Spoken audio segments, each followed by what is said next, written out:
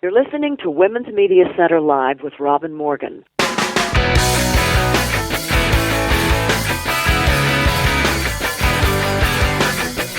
Welcome to Women's Media Center Live. I'm Robin Morgan. We have quite a program today. First, we launch our observation of Black History Month, not with the past, but with the future, a young founding member of Millennial Activists United. Then we learn about something that many feminists, including me, have long fantasized about and wanted: the world's first trained protective force for women. It exists now. And last, to help celebrate both the print and especially the e-book publication of Unspinning the Spin, the Women's Media Center Guide to Fair and Accurate Language, we trade words with wordsmith Rosalie Maggio, the book's author. And somewhere coming up in all this, there's also news you can use. But first, we need to look inside the headlines.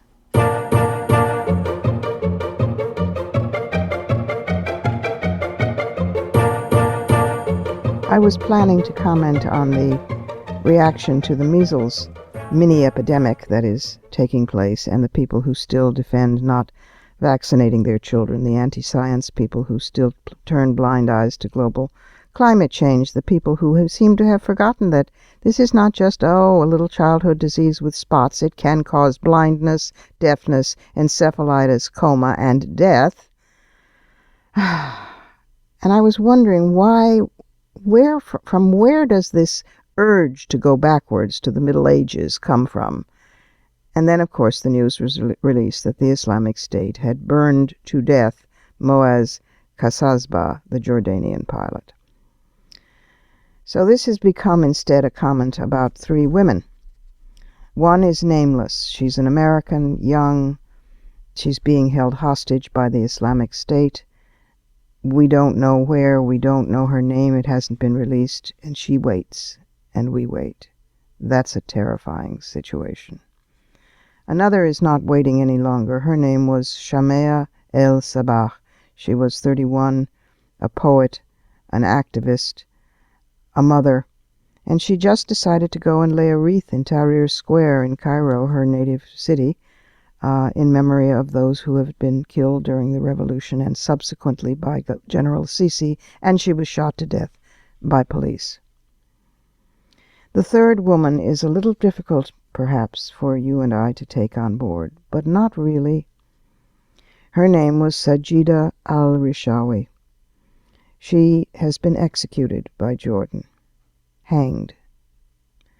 She's a failed suicide bomber. She was convicted in the 2005 Amman bombings in Jordan. She survived when her explosive belt failed to detonate, or so she testified after questioning on videotape for the Jordanian public.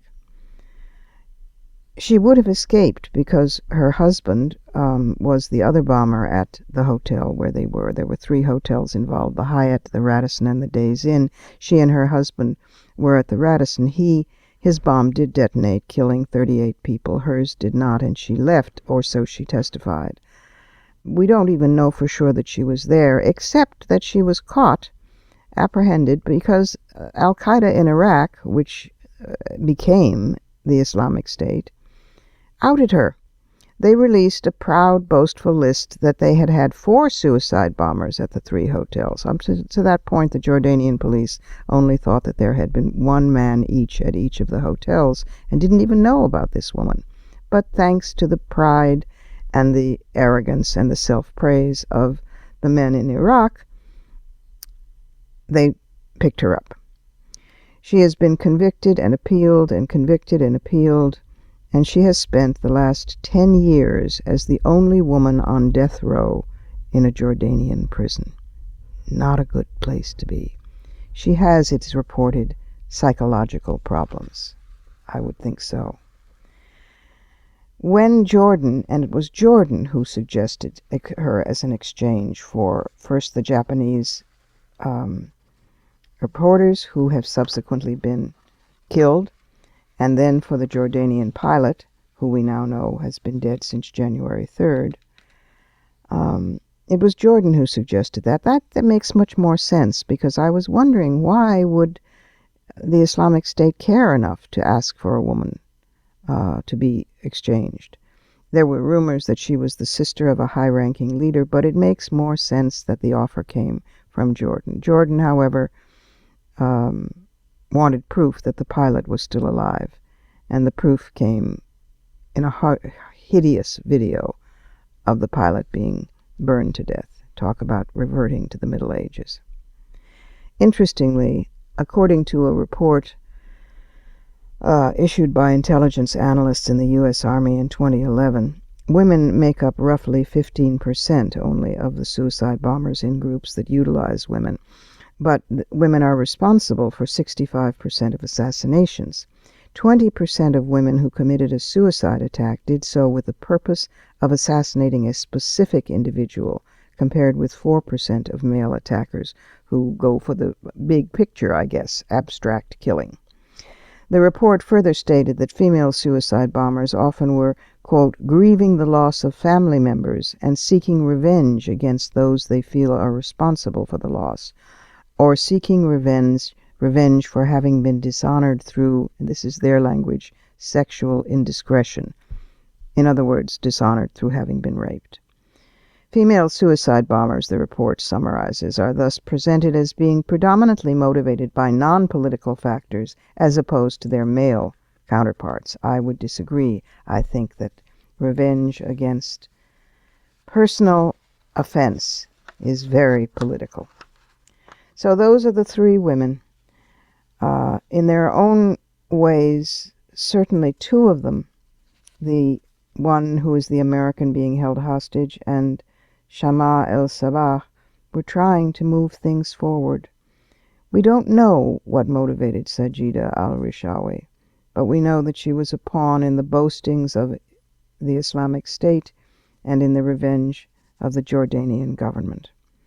As for the one living member of these three, she waits. She's in the hands of the Islamic State, and she waits while we try to move forward into the 21st century.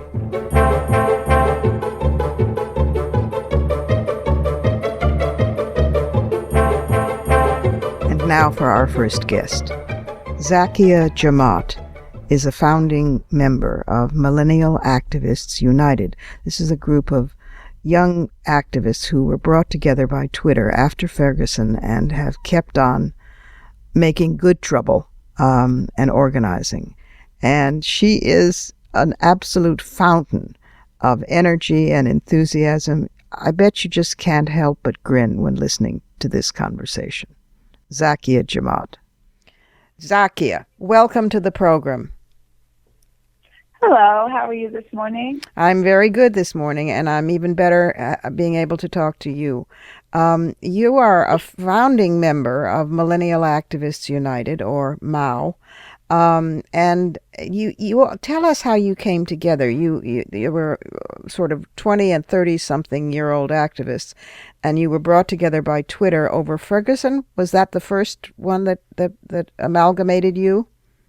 Yes, Sam, that is absolutely correct. Millennial Activists United was pretty much a very organic group of people that were united through the good powers of social media connections, Twitter more specifically. And yes, we were at the time a group of 20 and 30-something-year-olds, thus making us millennial. We're all activists because we were very active. Those of us that have had more experience with social activism and social justice work, those of us that just lived in Ferguson or grew up in Ferguson and said, this is my home, I need to act on it. Mm-hmm. And those of us that just traveled, fundraised money to travel from far and wide to make it to Ferguson and just unite with our people. Mm-hmm. And not just Black people, those of us that are poor, those of us that understand the systemic breakdown of the government, and just all around evil people that don't want to see the good of the world prosper. Yeah,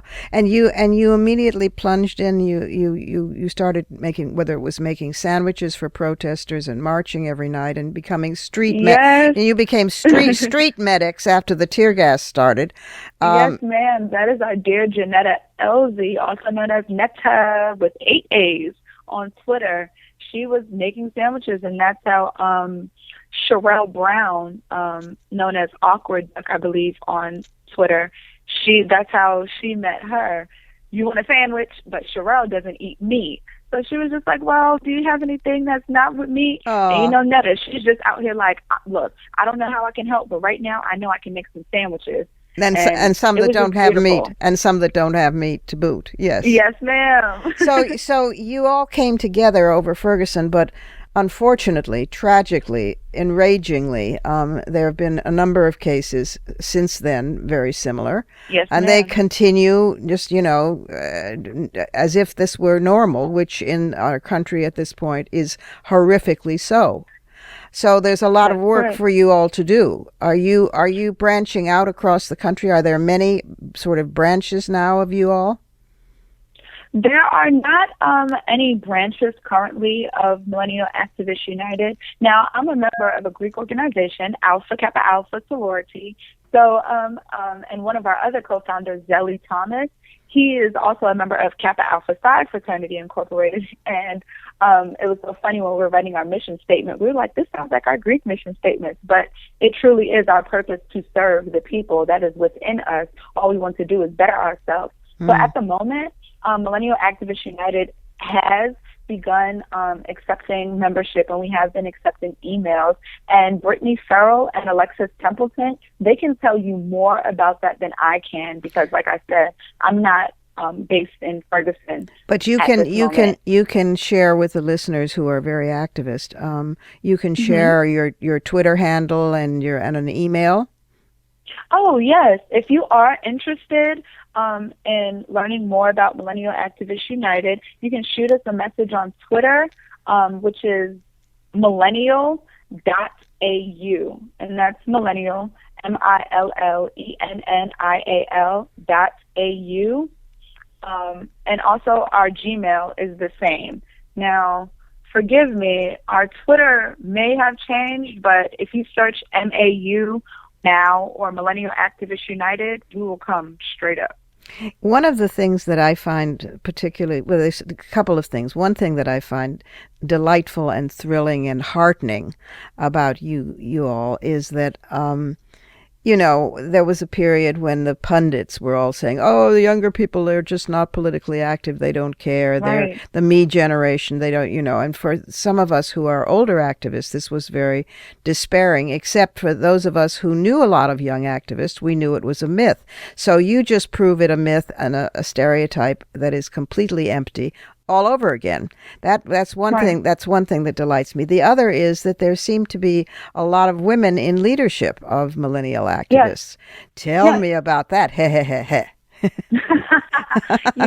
will. It was unintentional that the females were just the leaders of the movement. And for a while, we debated a lot with those black males that felt that they were being bashed for not being more present.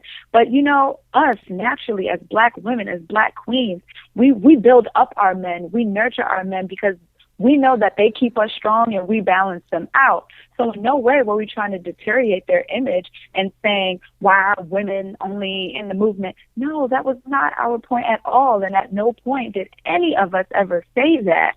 But, the male ego is very sensitive. So that's just the way that it was taken. Girl, it's funny because it's true.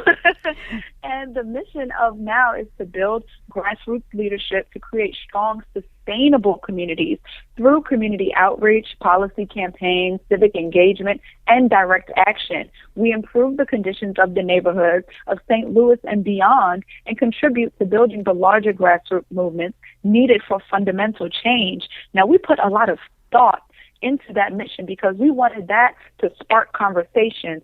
spark inspiration for others to do the same for their communities. Because a very important quote that was told to me that I didn't appreciate at the time because it was from Ronald Reagan, it doesn't matter who gets the work done. No, it doesn't matter who's given the credit as long as the work is done. And that's why we feel so strongly that people gravitated more towards Millennial Activists United, because we weren't out here boasting, trying to get in front of cameras, you know? Yeah. I mean, and that's in no way me being shady or taking shots, but that's just not what we were about. We wanted to get the work done because we knew that God ordained us and brought us together. The Most High had a larger mission for us, and each one of us that co-founded now, we knew that any petty beef or anything was larger than us. And we knew that whoever was trying to hold us back, that was just an ever-present evil that did not want to see the goodness of this world succeed. So we kept on keeping on and did what we did. And we tried to bridge the gap with those older than us, like Elder Zakiya, that's doing the leadership, the voters registration. Like, of course, we're over here like, look, voting wasn't very important to the civil rights movement, but right now this is the millennial civil rights movement, and things have changed. We have larger weapons against us that are forming and that are trying to prosper, but with the good faith of God, we know that they will not. We are doing everything in our power. You are just absolutely terrific, and a pistol. You are a comet, is flaring across the sky. Good luck, good luck, good luck in everything you do. You don't need it, but good luck anyway. You're going to change the world, and it so needs changing, as we know. And in the process, you can teach those guys how to make sandwiches, meatless ones, huh? Thank you so much. I hope that you can feel me smiling on the other line. I can too. Thanks a lot, and you keep it up. You hear? Okay. Thank you. It's time for a short break here at Women's Media Center Live. I'm Robin Morgan, and I'll be right back with, well, something that feminists have dreamt of for a long time. A trained, expert force that would protect women in high-risk conflict and post-conflict areas. Not Wonder Women in invisible cars and planes zipping through, but real people answering real needs. Don't go away. Hear all about it.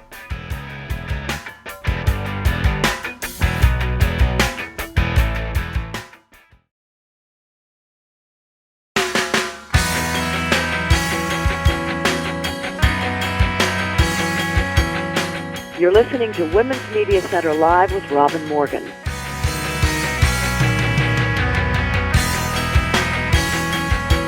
Welcome back.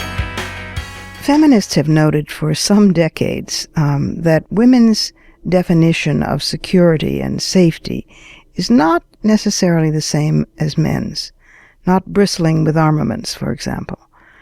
What if, just think, there were a private security force which was focusing internationally on what was important and crucial in terms of security and safety to women, not as is the usual definition today, which is based on mainly male interests? Well, a woman named Charlotte Isaksson wondered that. She's gender advisor within Allied Command Operations NATO at SHAPE in Belgium.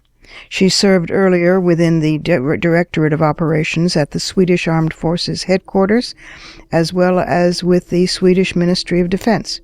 Her main work has been focusing on gender equality and integration of gender perspectives, including United Nations Security Resolution 1325 on women, peace, and security, and on related resolutions on conflict-related sexual violence. She was the founder of something called Gender Force. Listen in. Charlotte, welcome to the program. Good to have you here. Thank you. You are the mother and the founder of Gender Force, this amazing idea now becoming a reality, which is a global, non-political, not-for-profit, and non-religious women's security organization. In my wildest fantasies, it's a protective women's army. It's for those crisis areas where women are being mass raped and slaughtered. And tell us, how did Gender Force come to be? I went in 2008 to the Wilton Park conference when they were drafting the UN Security Council Resolution 1820 on sexual violence in conflict. And when I went from that, I realized that there is a gap between the humanitarian and development space and the security space that is not filled in real terms. So in the nexus of those two areas, somebody had to step up and provide real and direct or indirect security for women targeted or at risk. And you have been the gender advisor within the Allied Command operations of NATO. Am I correct? Yes, that's correct. That's my current position and my previous positions. You saw the need in that position.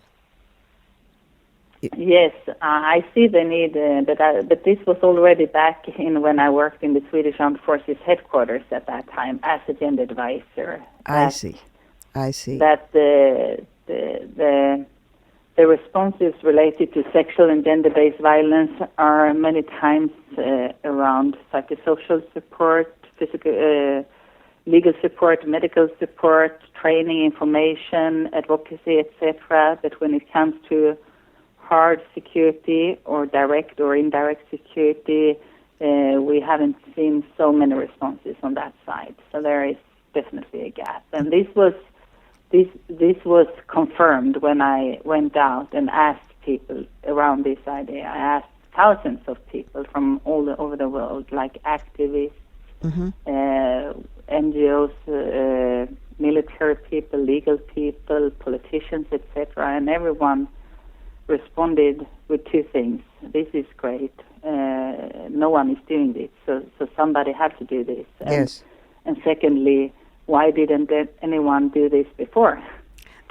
Well, many of us in the women's movement globally had talked about it, but we had neither the expertise nor the background to know how to go about it. I mean, certainly when you talk to women in Congo, for example, or Afghan women, or women in so many crisis areas, one of the first thing that they'll say is one side of the warring factions comes to our villages at night and rapes us and burns down our houses and abducts us. And then the next week, the other side comes through and does the same thing. And there is we can't protect ourselves. There's no way that we have to survive. No, I think one more thing which is important is also to provide security for actors or individuals working for women. So it's not necessarily around sexual and gender-based violence. Okay. So to facilitate for activists or NGOs or individuals, medical workers as a whole, there are places where, for example, Médecins Sans Frontières, they cannot operate because the security situation is too poor. Right. So sometimes the people so really, Gender Force is not the most important provider because it's more a provider ensuring that the other ones who are the most important people, like the local women or the activists or NGOs or whatever it might be, we should facilitate for them. With Gender Force, you're doing both prevention and protection. Am I right? Yes, that's our objective, to do prevention and protection. And it's been how many years in development, and it is just begun to deploy?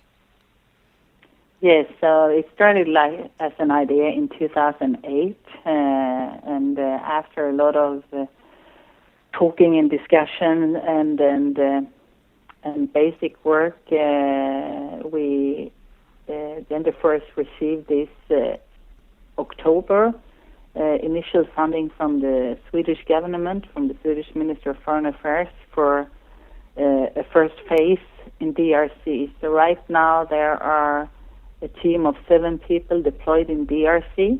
DRC being the Democratic Republic of the Congo. Yes. Yeah. There are how many? Just started. 7? 7 people. Yes. And they are doing what? Sort of reconnaissance? They are doing fact finding and analysis and finding and establishing partnerships and having dialogues with individuals and groups in this area, asking them about their view on security and safety for women in this regard. So, for example, an NGO in Congo, working in the villages, a women's NGO, would be a partner and would say, these are the areas that are being hit most frequently.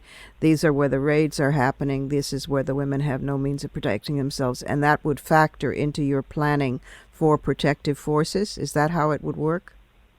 Yes, that is how it would work, and we also aim at influencing and positively impact the already existing security sector actors, like the Congolese security sector actors, but also the private security actors. And one of the ideas is that if we can be a positive role model and you can support them taking this on board and to increase their own capacity and capability with our help, that would also be a great thing, because the more organizations, groups and peoples and actors doing this, the better, because as we know, the need is enormous. Yes, it is. It's epidemic, the need. But it's in so many of these places you're facing a virtual failed state situation where the government is either as corrupt or as involved in the oppression of women, or worse, or just absent. So in many cases you will be the only thing between those women and disaster. Yes, at least initially, but we believe in that situations can be changed. Yes. And that we can actually become a very positive transformation agent for others to also start to do this. So we are looking for, of course, funding, and we are looking also for strategic partners still, people or organizations who would like to, join us in this effort, because as I said, we just started and we have this initial funding. We have 2 calls out. Tomorrow we will send in an application to Bill and Melinda Gates Foundation. So we hope, of course, a lot of that, but also if companies or, people who CSR parts of organizations and companies could provide, equipment or technical things, because we have so many people now working for free, and that's fine for now, but you cannot have people working for free forever. Correct. So this is one thing, and also we are continuously looking for good people, because one way of supporting this is to work with us. So we also on our website you can see what type of competencies we are looking for. So if you're an active or retired service woman or man, or from law enforcement officer, or people working with information analysis, etc., we would encourage those people to visit our website and sign up for the Rooster. And are these all? Yeah. These are all women forces? Will be the actual troops, or will they be mixed men and women? They are mixed. They will be mixed men and women, because we believe strongly in men and women working side by side together, working together and doing the same tasks. So we have 2 types of expertise in the teams. It's the protection and security specialists, and they are mainly people coming from the military or police side of the house. And then we have gender field advisors, people experienced and experts in issues around women's empowerment, women's participation, gender perspectives, and gender analysis.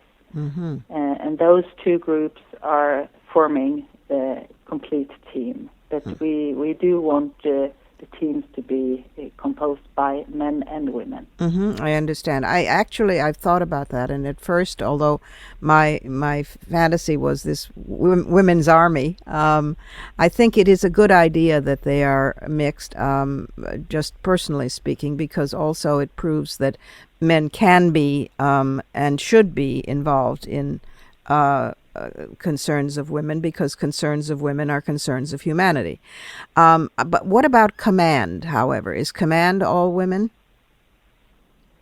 Right now, the team leader is a woman for the first team deployed to Democratic Republic of Congo, and we have two directors in Gender Force. One is a man and one is a woman.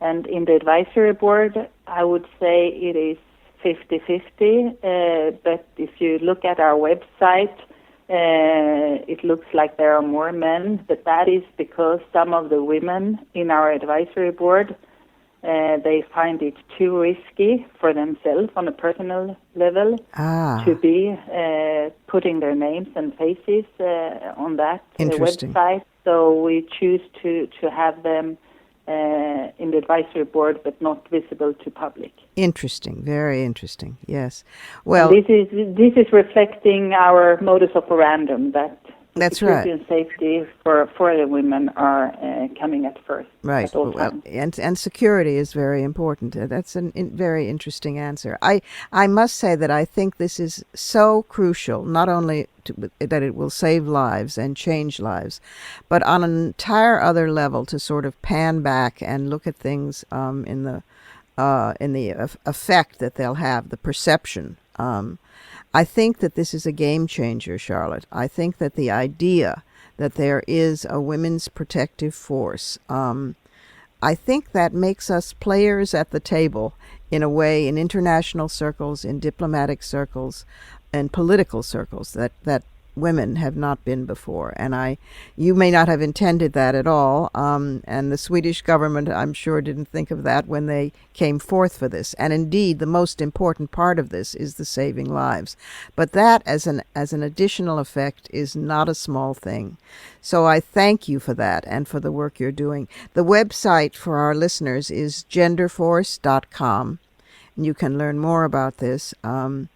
Fantastic idea. And thank you, Charlotte Isaksson, for being the mother and the founder of this. It was a service to womankind. We have to pause for another short break here at Women's Media Center Live. I'm Robin Morgan. And usually we move from words to action, but in this case we'll move from action to words, which are another kind of activism. So don't go away. We'll be right back with the author of Unspinning the Spin, the Women's Media Center Guide to Fair and Accurate Language.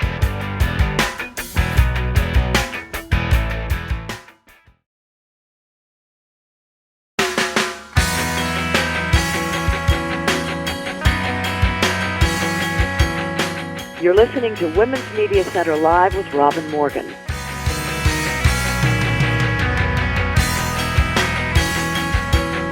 And we're back again. My next guest, well, if this section were called Verbal Karate, she would be a karate master, a black belt and then some. Rosalie Maggio is a distinguished authority on language and has been one for more than 25 years. In 1991, she published the Dictionary of Bias-Free Usage, a guide to non-discriminatory language, and it won awards from the American Library Association and the Gustavus Myers Center for the Study of Bigotry and Human Rights. And it, in turn, led to her many authoritative and creative books on the words that we use to convey the life that we live. And she, of course, is the author of Unspinning the Spin, the Women's Media Center Guide to Fair and Accurate Language, the first publication of WMC Press that we're terribly excited about. And here is Rosalie Maggio to talk about the book and her own lifelong passionate love of language. Welcome back to the program, Rosalie. Well, thank you, Robin. It's always fun to be here. Well, last time you were here, we were talking about your wonderful website, Quotations from Women, and this time, ta-da!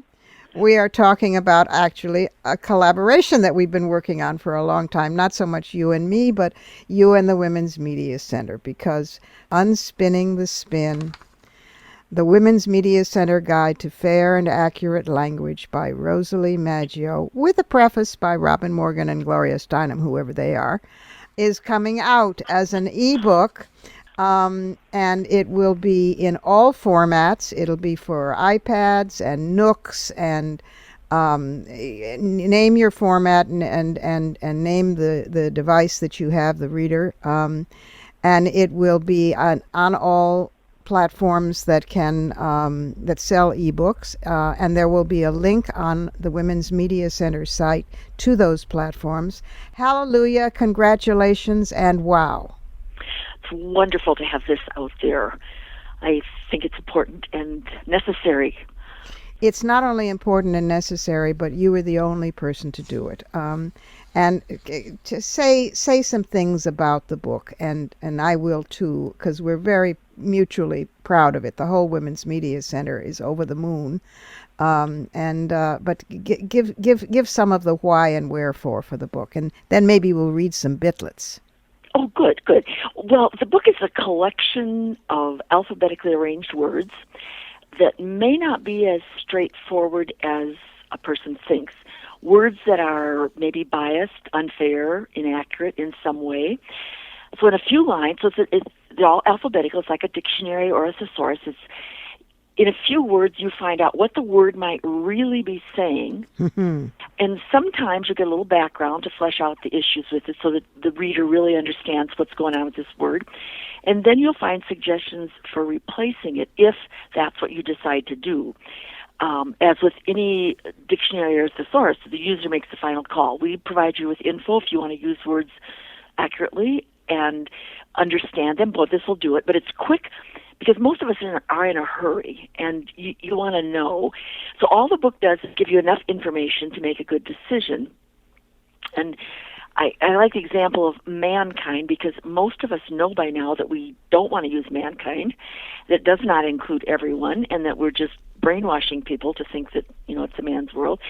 So fine, we don't want to use it, but we also, many of us aren't quite fond enough yet of humankind to just bung that in. So what the book does is it gives you, well, in this case, about 55 other choices so that you can find just that perfect word for your sentence. So it's just a quick way to find an accurate, inclusive, respectful synonym that's also good English.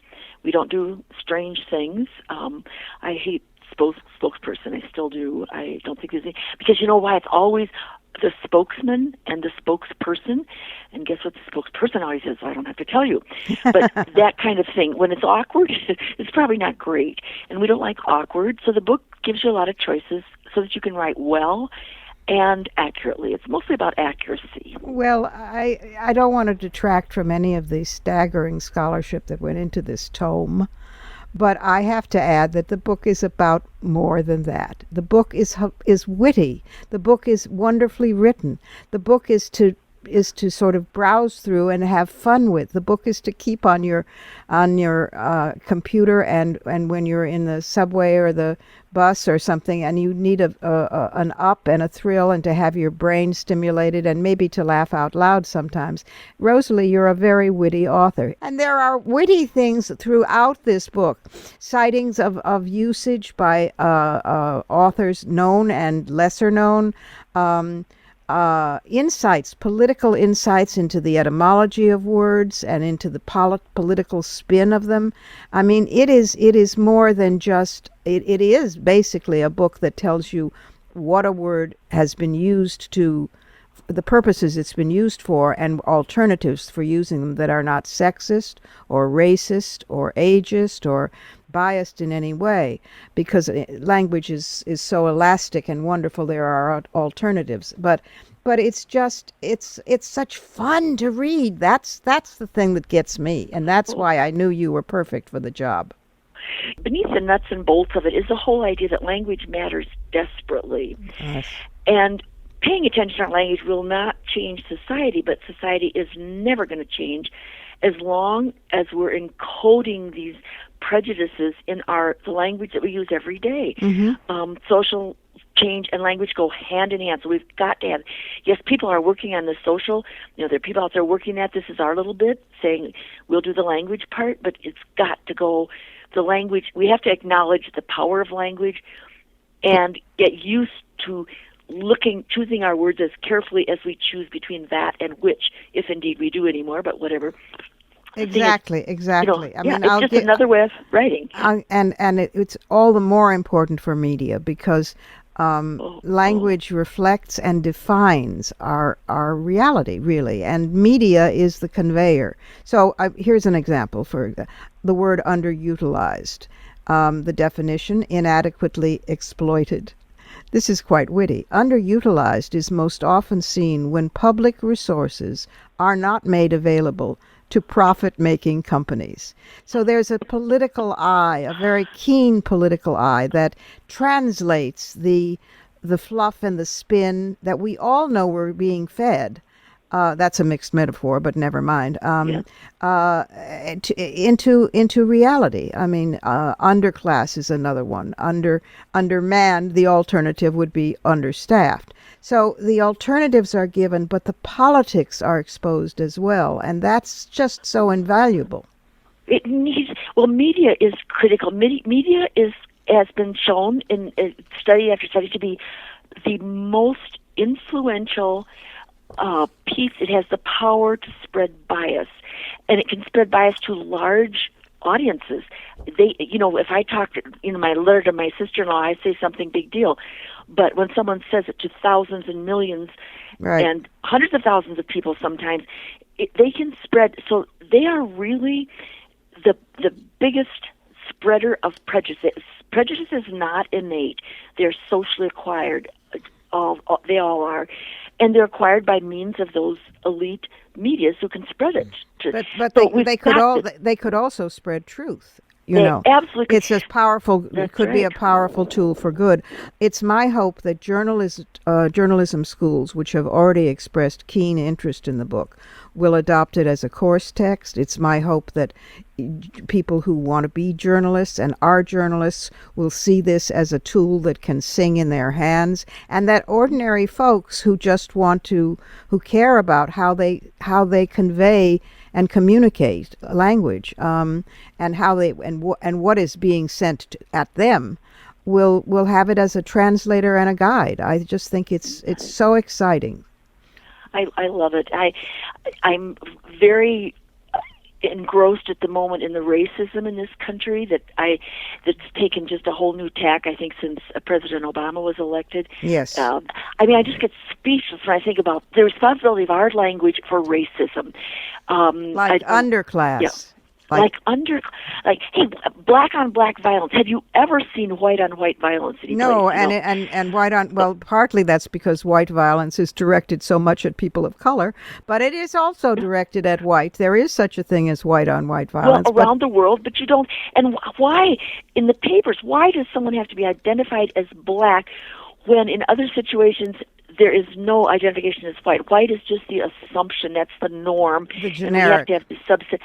It's just maddening. Well, we could go on for hours and hours, but Certainly. Unfortunately, we've got to go. I'm just so grateful to you for the work that you have done on this book, the work that you do in general. Well, you started it. You and Gloria and Jane found out, the three of you decided to do this, and it was brilliant. We need this. We need this. We really do need it. So yeah.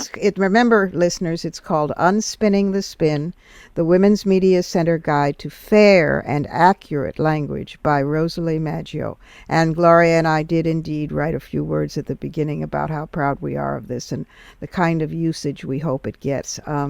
So get it, download it, enjoy it, and pass it on. Thank you so much for being with us on Women's Media Center Live, Rosalie. Thank you, Robin. And now it's time for some news you can use.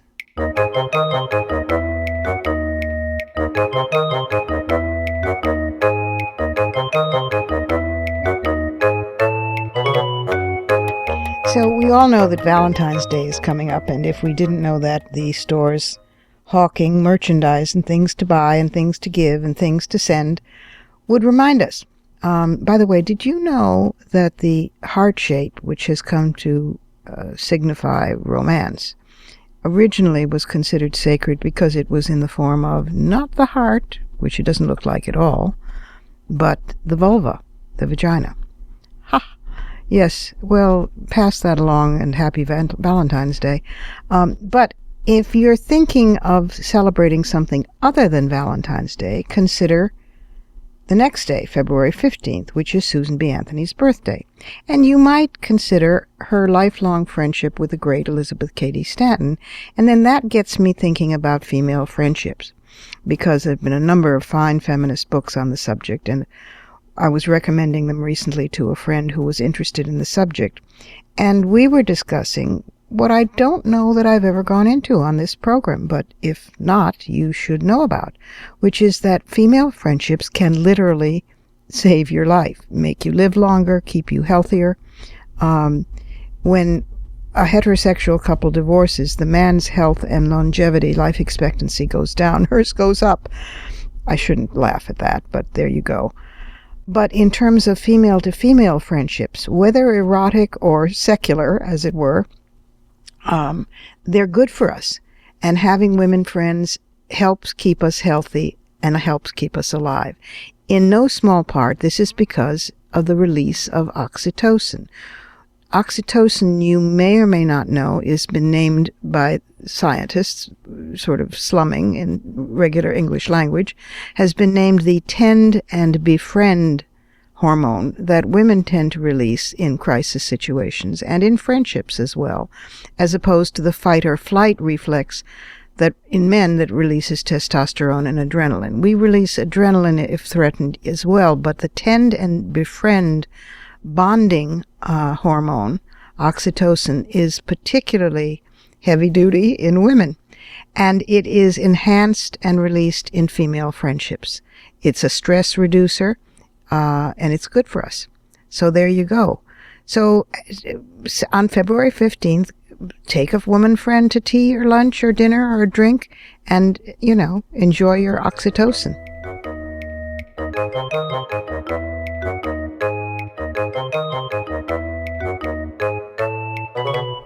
Time for one last quick break here. This is Women's Media Center Live still, and I am still Robin Morgan, although about an hour older than I was at the beginning of the program. Don't go away, though, because we'll be right back with some fighting words.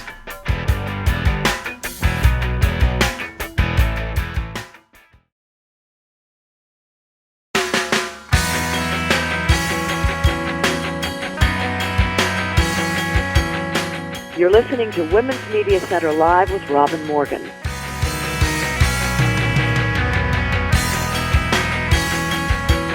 Welcome back again in time for some fighting words.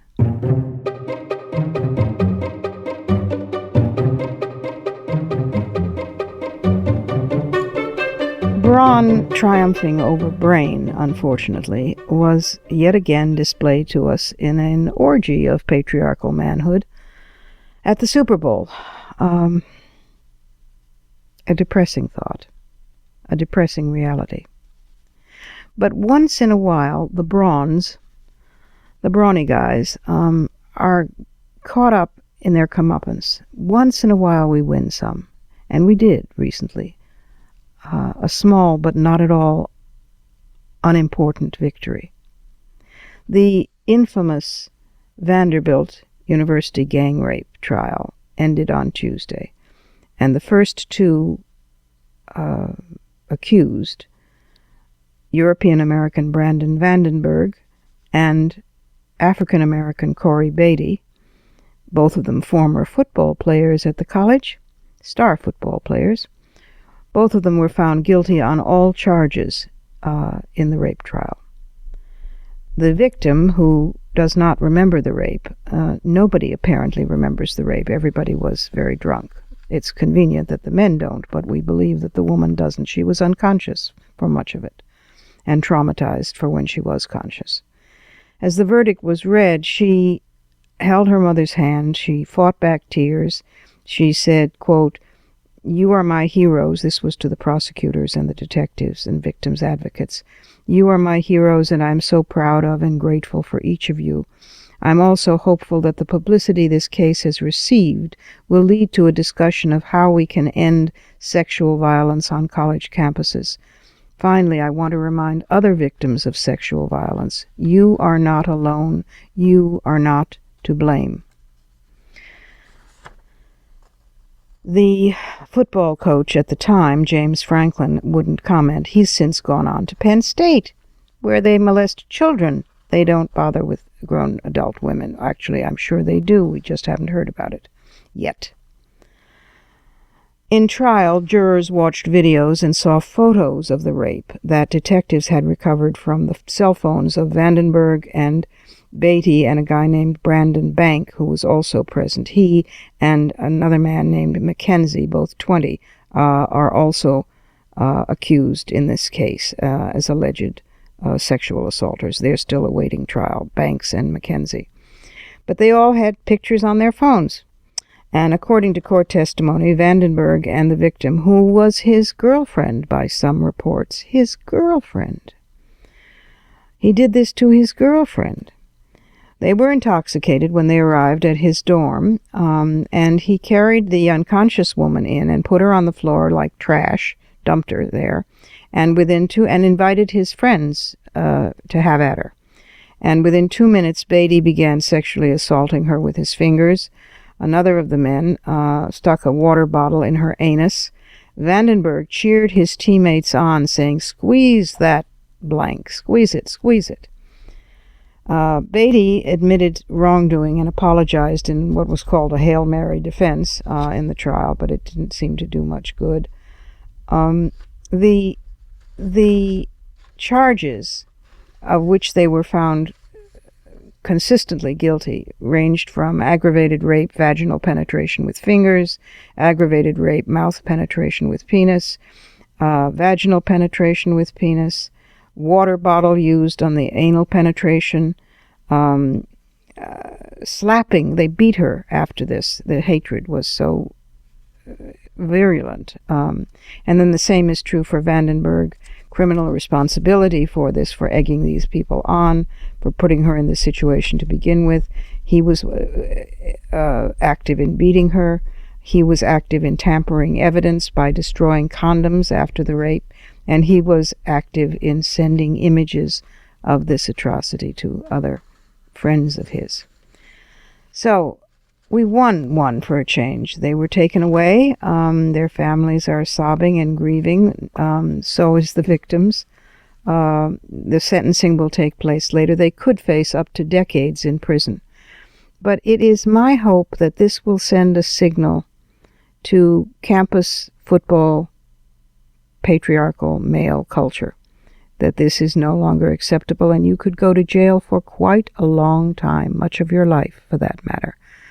That the end of brawniness being so cool is near, that the culture of rape, the culture that says it's cool to beat up and urinate on a woman after you've raped her and then show pictures of her degradation to everyone, that culture itself, which is so wildly sick, for men as well, sick to have in their brains, is on its way out. If so, this might just be the beginning of the end of the Bronze Age. But I'm sure there are quite a few of them still around. So meanwhile, learn self-defense and watch your back.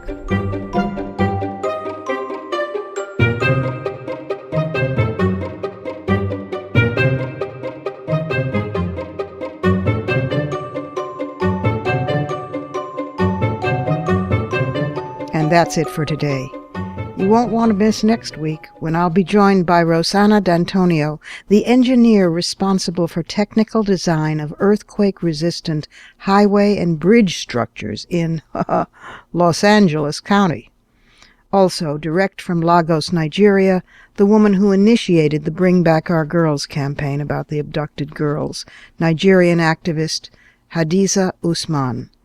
Last, feminist barrier breaker, Grammy winner, and world-class classical guitarist, with a touch of rock thrown in, Sharon Isbin. This program is syndicated, but if you can't find the broadcast on a radio station in your area, visit WMCLive.com to get the show, plus the archive of all previous episodes, and also iTunes worldwide, where you can stream, download, and subscribe to the show's podcast. Also, be sure to find WMC Live on Facebook and Twitter. Portions of this program were taped earlier. Opinions expressed here do not necessarily represent the WMC. Here's the family for Women's Media Center Live. WMC President and Executive Producer of this program, Julie Burton, Senior Producer, Crystal Williams-Chancellor, and our founding sponsor, Regina K. Scully. I'm Robin Morgan, your producer and host. Thank you for being with us. Do join us next week right here on Women's Media Center Live.